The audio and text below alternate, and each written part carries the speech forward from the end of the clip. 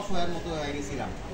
এই জায়গাটাই ভালো হয়েছে, আজকে বৃষ্টির জন্য এই জায়গাটা আইছিলাম। সেদিনও বৃষ্টি ছিল, এই জায়গায় না এই জায়গাটা আইছি, এই জায়গার থেকেই আমরা শুরু করছিলাম। কারণ আমাদের তখন কোনো ছিল না, কোম্পানির মালিক ছিল না, আমরা অসহায় হয়ে পড়ছিলাম। আমরা ঐক্যবদ্ধ হওয়ার জন্য ছোট্ট একটা সংগঠন করছিলাম, 11 জনের একটা করছিলাম, সমন্বয় সংগঠন করছিলাম। ওইটা নিয়েই আমরা আগাইতে এই পর্যন্ত আসছি।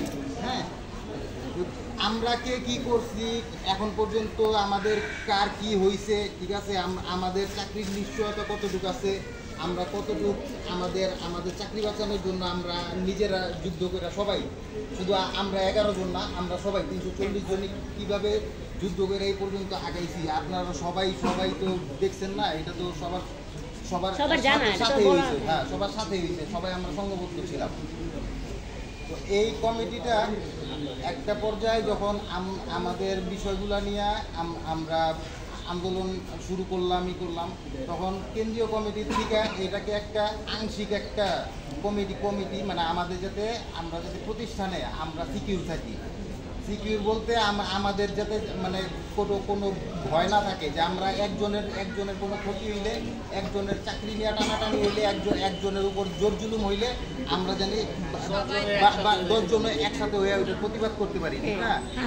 এই কারণে আমাদের শক্তিশালী করার জন্য কেন্দ্রীয় কমিটির থেকে প্রতিটা প্রতিষ্ঠানেই আমাদের ওই সমন্বয়ক সংগঠনের আংশিক একটা কমিটি করে দিছে। ওইদিকে আমাদের মানে সবাই তো এদিকে মনে করেন করছি, আপনারা রাজপথে ছিলেন, আপনারা সেহরি করছেন, ইফতার করছেন, রাত কাটাইছেন রাস্তার উপরে, না এগুলা আমরা সবাই একসাথে ছিলাম না। সবারই অবদান আছে, সবারই অবদান আছে।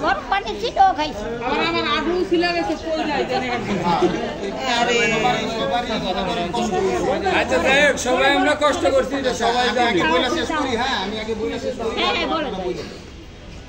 ওইভাবে আমাদের সংঘবদ্ধ থাকার জন্য আমরা যাতে মনে করেন শক্তিশালী থাকি, একটা আংশিক কমিটি করে দেওয়া হয়েছিল।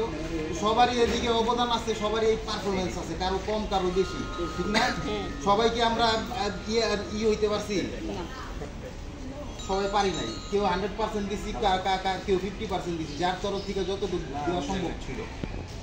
ওই ত্যাগ, ওই অ্যাক্টিভিটি, এগুলোর উপর বিবেচনা কইরা শাহজালালকে সভাপতি নির্বাচিত করা হয়েছিল কেন্দ্রীয় কমিটির থেকে, আমাকে সাধারণ সম্পাদক হিসেবে নির্বাচিত করা হয়েছিল, মানিকরে সাংগঠনিক সম্পাদক হিসেবে নির্বাচিত করা হয়েছিল। তারপর রুবেল আছে দিয়ে রুবেলকে কোষাধ্যক্ষ হিসেবে নির্বাচিত করা হয়েছিল। এরকম 11 জন বিশিষ্ট, ঠিক আছে, 11 জন বিশিষ্ট একটা আংশিক কমিটি করা হয়েছিল। এর ভিতরে এখন আমরা চূড়ান্ত পর্যায়ে আছি, কারণ 2 মাস শেষ হইলে বাংলাদেশের যতগুলা সরকারি প্রতিষ্ঠান আছে প্রতিটা প্রতিষ্ঠানে আউটসোর্সিং কর্মচারী আছে, ঠিক আছে। জুন মাস আসলে প্রতিটা প্রতিষ্ঠানেরই টেন্ডার শেষ হইব, ঠিক আছে। হয়তো ঠিকাদারি প্রথাটা যদি মনে করেন বাতিল না হয়, তাহলে নতুন কোম্পানি আসবো, নতুন কোম্পানি আসলে ছাঁটাই বাছাই হইব, কারো চাকরি থাকবো, কারো চাকরি চলে যাব, সবাই অনিশ্চয়তার ভিতরে পড়ে যাব। আমাদের কেন্দ্রীয় কমিটির যে আইন উপদেষ্টা, উনি আইনজীবী, আমাদের বিষয়টা নিয়ে উনি লড়াই করে, আর সারা বাংলাদেশের শ্রমিক নেতা উনি। ওনার সাথে পরামর্শ করে উনি আমাদের কেন্দ্রীয় কমিটির যে সভাপতি রফিক ভাই, সবাই তো চিনেন তাকে নাকি, ওনাকে নিয়ে বসে আমাদের সব প্রতিষ্ঠান প্রতিনিধি যারা আছে সবাইকে নিয়ে বসে আমাদেরকে এই করলো যে এই যে এই আংশিক কমিটিটা, এটা পূর্ণাঙ্গ কমিটি করা হোক। পূর্ণাঙ্গ কমিটি করা হইলে কি হইব, যেমন আমাদের ত্রুটি কোন জায়গায় আমরা কিন্তু সবাই জানি। হ্যাঁ, অনেক সময় দেখা গেছে 200-500 টাকা ওয়ার্ডে থাকলে ইনকাম হইব, এই কারণে আমরা যাই না। হ্যাঁ, ওই দিক দিয়ে দেখা গেছে আরেকজন মায়ের খায় মরা যেতেছে, কিন্তু এই দিক দিয়ে 500 টাকার চিন্তা করতেছি। তো এই জিনিসটা হইলে কি হইব, আপনার 11 জন যখন 35 হইব অথবা 41 হইব, ঠিক আছে, একটা বড় একটা কমিটি হইব, তখন সবাই যদি মনে করেন একটা সময় একটা জায়গায় উপস্থিত না হইতে পারি, এই 40 জন কিন্তু এক জায়গায় উপস্থিত হইতে পারবো। শক্তিটা বাড়লো না, বাড়ছে কিনা কমছে? এই কারণে আমরা পূর্ণাঙ্গ কমিটি করতে চাইছি। এইদিকে আপনারা যারা আমরা 340 জন আমরা যে জনবল আছি, হ্যাঁ, এই জনবল 340 জনের ভিতরে সবারই অধিকার আছে যে কমিটিতে থাকার জন্য। আপনারা সবাই প্রস্তাব জানাইতে পারেন যে আমিও থাকতে চাই। এটা সবার কাজ না, সবার উদ্দেশ্যে সবার কাজ করলে সবারই অধিকার থাকে যে আমিও করব। এটা উৎসাহ থাকা ভালো। আজকে গোলাম ভাই করছে, অ্যাপ্লাই করছে, উনি সভাপতি পদে থাকতে চায়। আজকে আমি শুনছি যতটুকু, এটা কতটুকু আমি নিজ কানে শুনি নাই, এটা আমার মানুষের মুখে শোনা যে আমির ভাইও নাকি থাকার করছে, চিন্তা ভাবনা করছে, আমির ভাইও থাকতে চায়। কি চেনেন আমির ভাই? ভালো। এই উৎসাহ থাকলে আমাদের জন্য ভালো। আমরা আজকে 11 জন দৌড়াইতেছি, আপনারা সাথে দৌড়াইলে আমাদের শক্তি পারবো, ঠিক না? আজকে গোলাম ভাই করছে সভাপতি পদের জন্য করছে, আপনাদের কাছে অ্যাপ্লাই করছে, তারপর আমির ভাই করছে। কিন্তু জালাল এই যে এইখান থেকে বললাম না যে এইখান থেকে আমরা সংগঠনটা শুরু করছিলাম, জালালের কিন্তু আমাদের 11 জনের যতটুকু মনে করেন অবদান আছে, জালালের যদি ওই অবদানটারে 11 ভাগের যদি ভাগ করেন, ঠিক আছে, ওই 11 বাদ বাকি 10 জনের থেকে একটু কইরা হইল অবদান ওর একটু বেশি আছে। কেন আছে? ওই জান দিয়া দিছে, ওই রক্ত দিয়া দিছে, ওর মাথা ফাটছে, ওর পা ভাঙছে, এমন না। ওর অবদানটা কোন জায়গায়? আমরা সবাই একসাথে ছিলাম না, ওই একসাথে করছে, সবার কাছে গেছে, ওই নিজে একটা গ্রুপ খুলছে, গ্রুপ খুলে সবাই অ্যাড করছে, অ্যাড কইরা সবাই বিষয়টা জানাইছে, ঠিক আছে। কেন্দ্রীয় কমিটির সাথে একটা লিঙ্ক আপ করছে, ঠিক আছে। জালালের কিন্তু একটা বড় অবদান আছে, এটা আমরা কেউ কিন্তু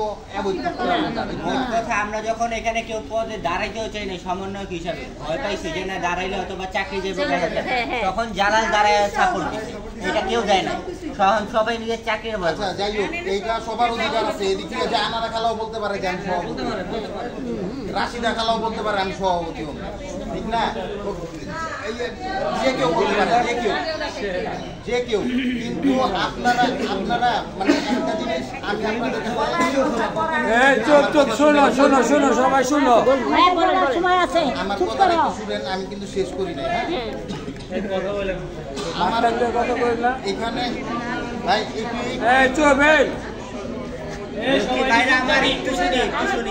শেষ করি, আমরা আগে কথাটা শেষ করি, বলেন। সভাপতি হইতে চাওয়াটা খারাপ না, ঠিক আছে, কিন্তু এদিকে গোলাম ভাই একটা জিনিস উপস্থাপন করছে, এটা হইল গিয়া মানে আমাদের মানে যে কমিটিটা, পূর্ণাঙ্গ কমিটিটা করতে চাইতেছি, এইটা হচ্ছে নিরপেক্ষ। আমাদের শুরু থেকেই নিরপেক্ষ একটা সংগঠন ছিল, যেটা কোনো দলের সাথে ইনভলভ ছিল না, কোনো দলের সিল নাই, আমাদের গায়ে কোনো দলের সিল নাই। দলের সিলটা থাকলে এইটার এফেক্টটা কত খারাপ হইব আপনাদের আমি বলি। এটার এফেক্টটা খারাপ হইল গিয়া, যেমন আমাকেও কিন্তু অফার দেওয়া হয়েছে, ঠিক আছে, এটা দলের ভিতরে কম দল হইব দেখে আমি এই জিনিসটা নিয়ে মাথা ঘামাই নাই। আমাকেও এই মানে নাম বলতে চাই না, হোয়াট এভার যেই হোক, ঠিক আছে, ওই পার্সনের নাম বলতে চাই না। আমার হসপিটাল থেকেই এরকম বড় বড় কর্মকর্তারা আমার অফার দিছে যে শাওন, তুমি তোমার দলের কমিটির থেকে, ঠিক আছে, এতদিন যারা আওয়ামী লীগের সাথে সম্পৃক্ত ছিল তাদেরকে ছাঁটাই বাছাই কইরা যদি থাকে কেউ তাহলে তাদেরকে ছাঁটাই বাছাই কইরা বিএনপি পন্থী একটা কমিটি করো। বিএনপি পন্থী যদি কমিটি করি, এইটার এফেক্টটা কত জঘন্য হইতে পারে, এইটা শুধু আমাদের জন্য, আমি সারা বাংলাদেশের সবার লিগে হইতেছি না, আমাদের আউটসোর্সিং কর্মচারীর জন্য, ঠিক আছে, এটা কত খারাপ হইতে পারে আপনাদের আমি বলি। সাপোজ ধরেন আমি একটা বিএনপি পন্থী কমিটি করলাম, আমি এখন কি একটা দলের অন্তর্ভুক্ত হয়ে গেলাম না?